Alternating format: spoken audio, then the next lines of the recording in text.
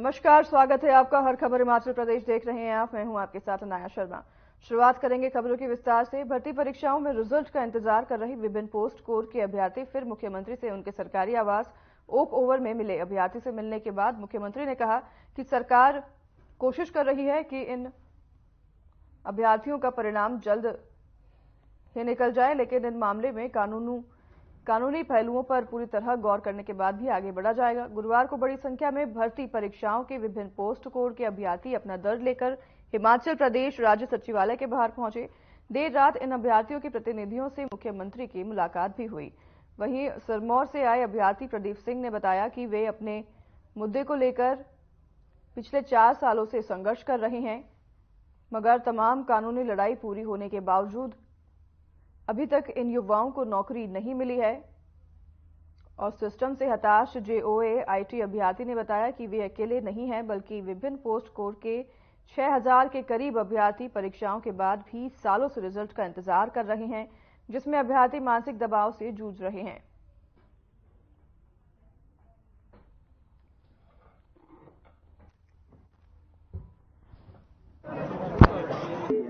कल हम सुबह 10 बजे सेक्रेटरीट में बैठे थे, बाहर बैठे थे, और उसके बाद हम अंदर हॉल में चले गए थे सेक्रेटरीट के। और उसके बाद जो है हमें बोला जा रहा था कि सीएम साहब थोड़ी देर में आने वाले हैं, लेकिन सीएम साहब जो है रात के 10 बजे तक नहीं आए। और बाद में हमें बोला गया कि 10-12 बंदे जो है ओक ओवर जो है मिलने आ गए। उसके बाद 10-12 बंदे जो यहाँ मिलने आते हैं उनसे, और उन्हें आश्वासन मिलता है, बताया जाता है कि हमारे कुछ मंत्री जो है आपके रिजल्ट में अड़िंगा डाल रहे हैं। और मीडिया के माध्यम से हमें पता चला है कि उन मंत्रियों में हमारे ट्राइबल मिनिस्टर श्री जगत सिंह नेगी जी, हमारे सोलन से जो मंत्री हैं धनीराम शांडिल जी, और तीसरे मंत्री हैं चंद्र कुमार जी। ठीक है, उनकी मुलाकात होगी और हम कोशिश कर रहे हैं कि उनका परिणाम निकले। कानूनी पहलुओं पर पूरी तरह गौर करने के बाद ही आगे बढ़ा जाएगा। धन्यवाद। सर 22 की छुट्टी कर दी है सेंटर ने, क्या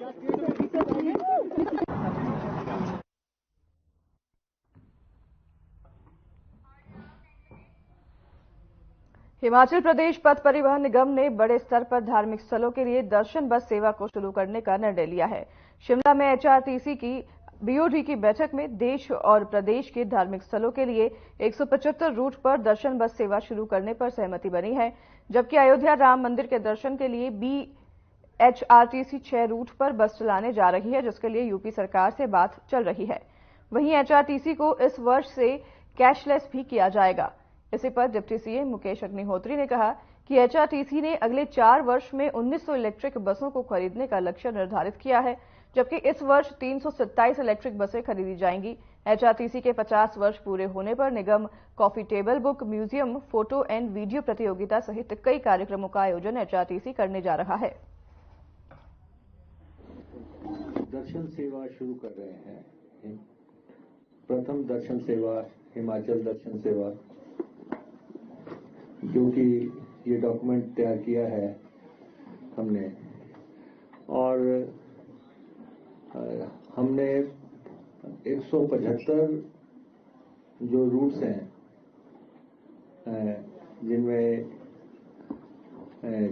हमारी बसेस जाएंगी या जाती हैं, उनको दर्शन सेवा के नाम से अब हम चलाएंगे। और ये पूरा डॉक्यूमेंट जो है इससे हमने तैयार किया है, और इन बसेस की स्पेशल ब्रांडिंग की जाएगी। उसको डिसकंटिन्यू किया जाए। बीजेपी मीडिया विभाग के प्रदेश संयोजक और नयना देवी के विधायक रणधीर शर्मा ने सरकार गांव के द्वार कार्यक्रम को लेकर कांग्रेस सरकार पर तंज कसते हुए कहा कि यह कार्यक्रम बीजेपी सरकार के समय चलाए गए जनमंच की नकल है। कांग्रेस सरकार ने नकल करने का प्रयास तो किया है, लेकिन इसके लिए अकल भी चाहिए।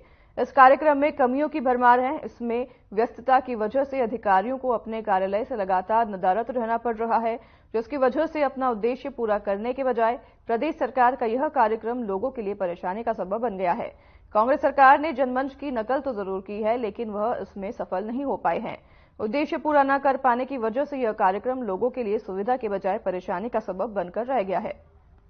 कार्यक्रम महीने में पिछली भारतीय जनता पार्टी सरकार द्वारा चलाए गए महत्वाकांक्षी कार्यक्रम जनमंच की दिन रात आलोचना करने वाले कांग्रेस पार्टी के नेता आज उसी कार्यक्रम की तर्ज पर सरकार जनता के द्वार कार्यक्रम आयोजित कर रही, जो कांग्रेस नेताओं की दोहरी मानसिकता को प्रदर्शित करता है कि किस तरह से इनकी कथनी और करनी में अंतर है।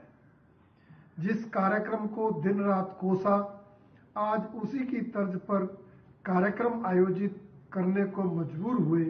ये साबित करता है कि भारतीय जनता पार्टी की सरकार का जनमंच कार्यक्रम एक जनहितैषी कार्यक्रम था।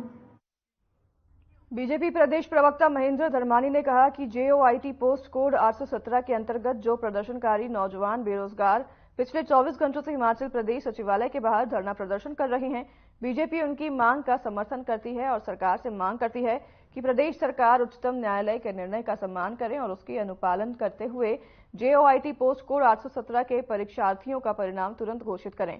उन्होंने आगे कहा कि यह बड़े ही दुर्भाग्य की बात है कि 24 घंटे से इतनी कड़ाके की ठंड के बावजूद नौजवान सड़कों पर उतरे हैं। प्रदेश के मुख्यमंत्री ने उनको कहा है कि सरकार के 3 मंत्री इसमें सहमत नहीं है कि इस प्रकार का निर्णय उनके पक्ष में लिया जाए।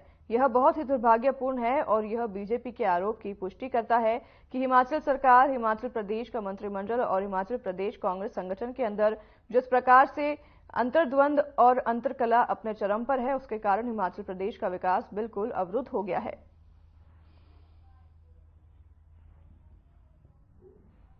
JOIT कोड 817 के अंतर्गत जो प्रदर्शनकारी नौजवान बेरोजगार पिछले 24 घंटे से हिमाचल प्रदेश सचिवालय के बाहर धरना प्रदर्शन कर रहे हैं, भारतीय जनता पार्टी उनकी मांग का समर्थन करती है और सरकार से मांग करती है कि सरकार उच्चतम न्यायालय के निर्णय का सम्मान करे और उसकी अनुपालना करते हुए इस कोड के परीक्षार्थियों का परिणाम तुरंत घोषित करे।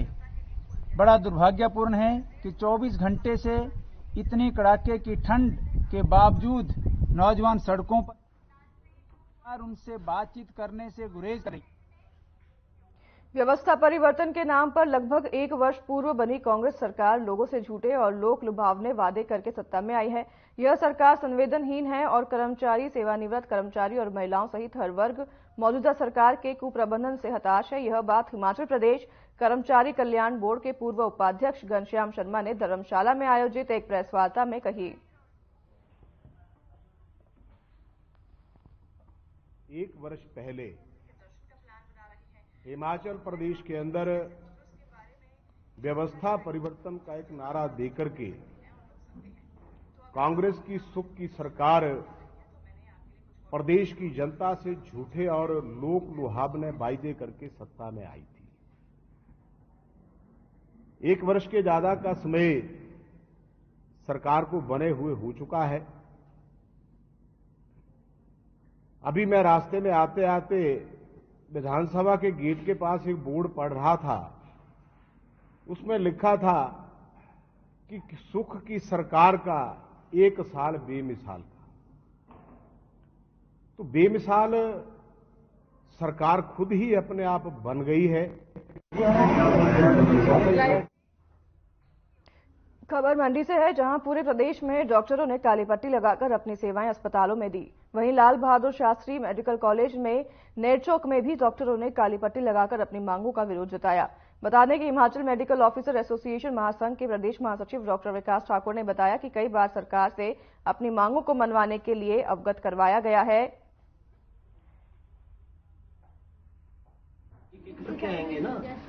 18 जनवरी से जो है हमारे हिमाचल प्रदेश में सभी स्वास्थ्य संस्थानों में ऑल मेडिकल ऑफिसर्स ने ब्लैक बैजेस लगाए हैं। मैं सभी चिकित्सकों का धन्यवाद करता हूं जो उन्होंने अपनी सेल्फ रिस्पेक्ट और डिग्निटी की जो हमारी मांगे हैं उनके लिए समर्थन में बढ़ चढ़ कर भाग लिया और हम आशा करते हैं कि शीघ्र ही माननीय मुख्यमंत्री महोदय सीएम ऑफिस से हमें वार्ता के लिए बुलाया जाएगा और वार्ता के बाद जो हमारी जो सेंट्रल एग्जीक्यूटिव कमेटी की मीटिंग होएगी उसके बाद ही हम जो है आगे का निर्णय लेंगे कि हमने ब्लैक पैचेस या कब मतलब हटाने हैं या कब तक हमने लगाए हैं। तो ये अभी एक करके आएंगे ना।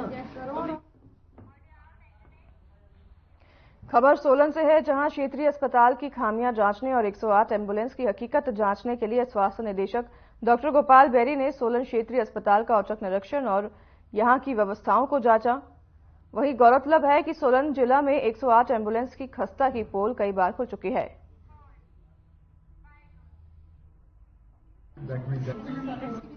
एमएस साहब साथ है हमारे, एमएस साहब को बताया और इन्होंने आश्वस्त किया कि बहुत जल्दी इनको जो सिस्टमेटिक कमियां दिखी हैं या कमजोरियां दिखी उसको इम्प्रूव कर लेंगे और ये तो रूटीन का काम है। तो खैर कोई ऐसी बात जिससे आप संतुष्ट दिखे अस्पताल को? कौन सी?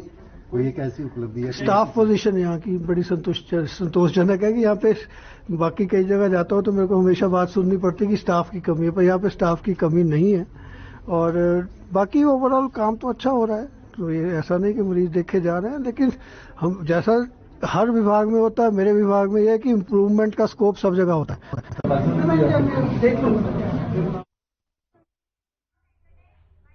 तो फिलहाल इस बुलेटिन में हमारे साथ बस इतना ही। नमस्कार।